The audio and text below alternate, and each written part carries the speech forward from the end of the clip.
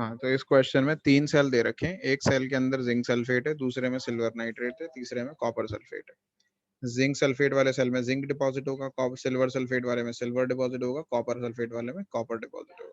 अभी इन्होंने क्वेश्चन में हमें क्या दे रखा है, क्वेश्चन में इन्होंने हमें किसी एक सेल की कंडीशंस दे रखी हैं, बस सेल 3 बताएं, लेकिन उनमें से किसी एक के बारे में दे रखा है। क्या दे रखा है देखो, अ study of current of 1.5 ampere was pass through them. सबसे ये 1.5 एम्पेयर सारों से 1.5 एम्पेयर ही पास किया, ठीक है। तो हमने देखा कि until 1.5 gram of silver was deposited, तो सिल्वर डिपॉजिट इतना हुआ, हमें जिंक नहीं बताया, सबसे 1.5 एम्पेयर पास किया करंट, लेकिन मास किसका बताया, हमें सिर्फ सिल्वर का मास बताया कि सिल्वर का मास कितना डिपॉजिट हुआ, 1.45 ग्राम डिपॉजिट हो गया, ठीक है। At the cathode of cell B, यानी इसी वाले सेल, ये सेल ए बी सी है, इसको ए ले लिया, इसको बी ले लिया, इसको सी ले लिया, तो सेल बी में 1.45 ग्राम सिल्वर डिपॉजिट हो गया eight the cathode. How long did the current flow, तो वो पूछ रहे हैं करंट कितनी देर फ्लो हुआ, ये बताना है, टाइम बताना है, ठीक है। सबसे पहले तो हम टाइम बता देते हैं, how long did the current flow, पहले ये सॉल्व कर लेते हैं। इसके लिए हम लगाएंगे formula W is equals to MIT upon NF, ठीक है। तो इसमें हमें सिल्वर का मास दे रखा है, सिल्वर का मास कितना डिपॉजिट हुआ है, 1.45 ग्राम, तो ये फॉर्मूला हम W सिल्वर के लिए लगा लेते हैं, मोलर मास भी हम सिल्वर का ही लेंगे फिर इसके अंदर, और करंट तो सबसे सेम पास किया है, तो करंट के नीचे कुछ लगाने की जरूरत नहीं है, टाइम भी सबसे सेम थ्रू पास किया है, NF, N भी हम सिल्वर का लेंगे यहाँ पे, और F तो कॉमन ही होता है सब में। तो मास ऑफ सिल्वर कितना डिपॉजिट हुआ, 1.45 ग्राम। मोलर मास ऑफ सिल्वर कितना होता है, आई थिंक 108 होता है, कोई जल्दी से चेक करके बताएगा मोलर मास ऑफ सिल्वर, मुझे आई थिंक 108 ही होता है, वैसे चेक कर लो, लेकिन करंट पास किया 107 107.8, हाँ, तो उसको 108 कर लेंगे राउंड ऑफ करके हम, ठीक है, कई कई जगह पे दिया हुआ होता है, वैसे तो जनरली 108 7.8 को 107.8 ही लेना चाहिए, 0.1 से ज्यादा है तो राउंड ऑफ नहीं करते, लेकिन बुक में जनरली 108 ही दिया जाता है इसका, ठीक है। टाइम हमें निकालना है, एन की वैल्यू सिल्वर के लिए क्या होगी, कोई बता सकता है जल्दी से मुझे? 1, वेरी गुड। क्यों? क्योंकि सिल्वर नाइट्रेट में देखिए फॉर्मूला वैलेंसी इसके हिसाब से आपको पता लग रहा है, नाइट्रेट की भी 1 होती है -1, तो सिल्वर की +1 होगी, तो सिल्वर की 1 होगी एन की वैल्यू, वेरी गुड। और एफ ले लेते हैं हम 96500, ठीक है। जल्दी से कैलकुलेट करके कोई आंसर बताओ कितना आ रहा है, टाइम कितना आ रहा है इसके अंदर, सेकंड्स में आएगा आपका टाइम जो भी आएगा।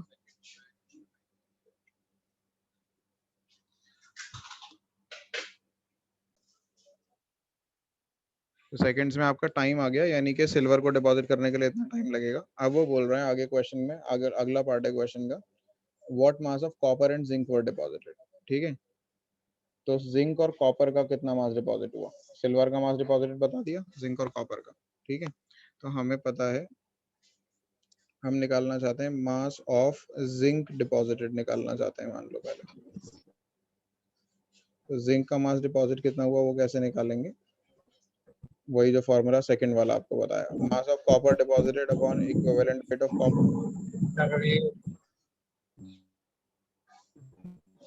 मास ऑफ जिंक निकालना चाहते हैं, तो mass of zinc deposited upon, sorry copper नहीं, जिसका हमें पता लग गया, हमें सिल्वर का पता लग गया है ना, तो मास ऑफ सिल्वर। साक्षी आपका माइक ऑन है।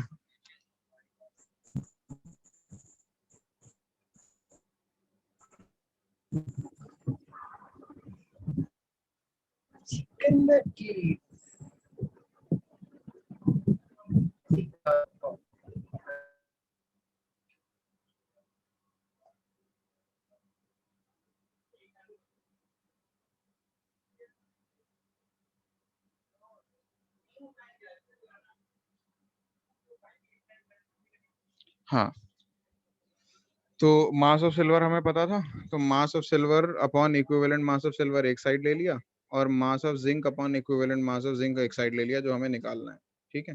तो मास ऑफ सिल्वर कितना था, 1.45 ग्राम।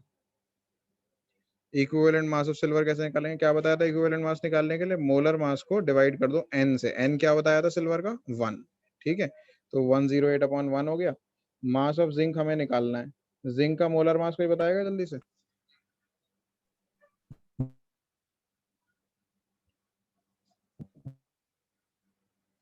$65.38.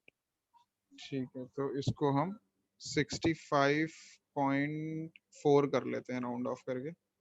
65.4 और n वैल्यू क्या होती है जिंक की, किससे डिवाइड करेंगे इसे 65.38 को? 2. 2। Very good. ठीक है, तो इससे मास ऑफ जिंक निकल आएगा आपका, ये कैलकुलेट करो ग्राम में आ जाएगा। सिमिलरली फिर मास ऑफ किसका निकालना है, मास ऑफ सिल्वर निकला हुआ था, जिंक निकल गया, कॉपर का निकालना है। तो अब निकालेंगे मास ऑफ कॉपर डिपॉजिटेड। तो कॉपर का मास निकालने के लिए चाहो तो आप सिल्वर का ही मास यूज कर लो, लेकिन आप जिंक का निकाल चुके हो तो वो भी यूज कर सकते हो आप चाहो तो, लेकिन हम सिल्वर ही यूज करते हैं। पहली बार सिल्वर यूज किया था, दूसरी बार भी सिल्वर यूज कर लेते हैं।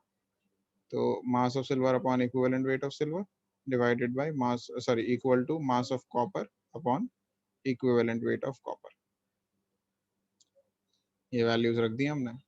तो मास ऑफ सिल्वर वही आएगा 1.45 फिर से, और ये 108/1 आ जाएगा। मास ऑफ कॉपर आपको निकालना है, मोलर मास ऑफ कॉपर बताना जल्दी से कोई, शायद 63.5 है, बट कंफर्म कर लो एक बार।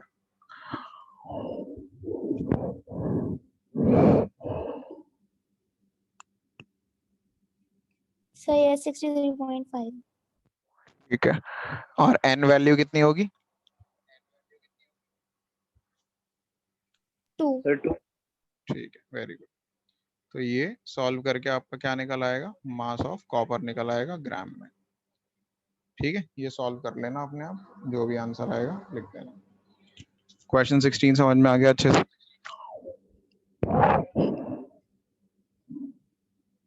Yes, sir.